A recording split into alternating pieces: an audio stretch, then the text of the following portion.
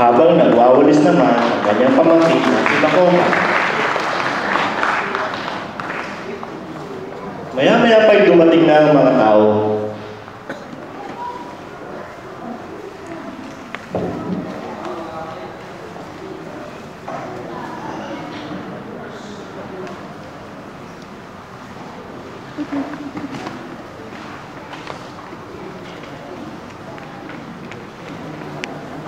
Ganito ang buhay sa Barrio Tagaytay. Animoy lagi may pagpupulong. Sa harap ng tindahan ni Aling Muni ang kanilang hangout. Naging kaugalian na nila magpalitan ng puro-puro. Araw-araw, iba't iba ang paksa na napag-uusapan. Ano naman kaya ang paksa nila ngayon?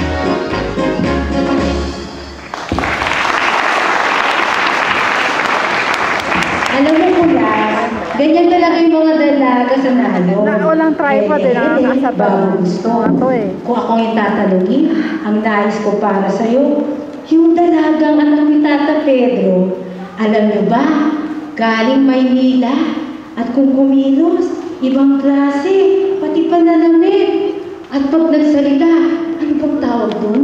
Ingles? Ang sabi nila, ang tawag doon ay mga dalagang makabago. Naku, dalagang makaluma, nais ko para sa'yo. Mutya, itong silangan, ang yun at inyong ganda. Kung kumilos ay mahinig. at magalang sa tingin. Kay tagal mang umoo, kung sumumpay hanggang langit.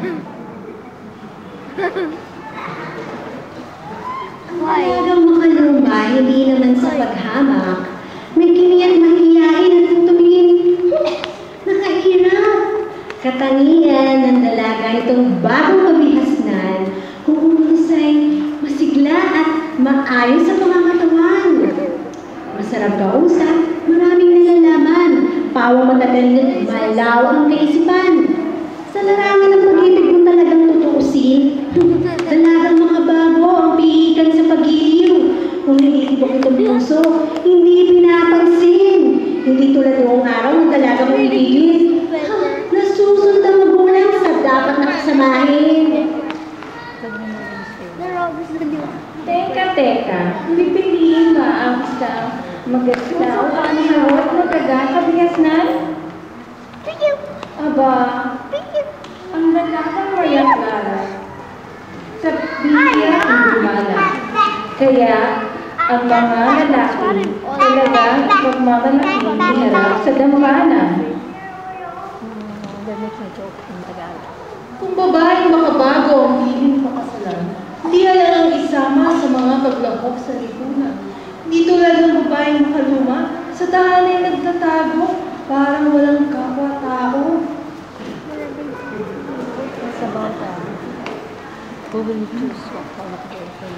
Mahalaga sa babae, magandang kaugalian. At paano makitungo kanino man. Maganda man ang asawa, kung mangusap ay magaspang. Hindi hamak ang masabuti, kung pangit man ay mag-ano. Pag-aaral sa looban ang hanap mo sa babaeng ibigin at makakabiyak. Lalo't higit na mabuti ang babaeng nakabago.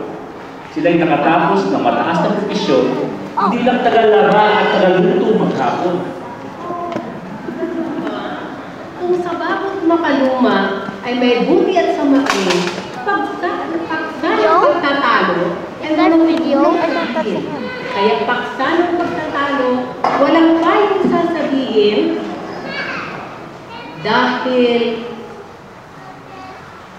sa pagpiling ng dalaga, puso ang gagamitin. Mabuti pa, masaya.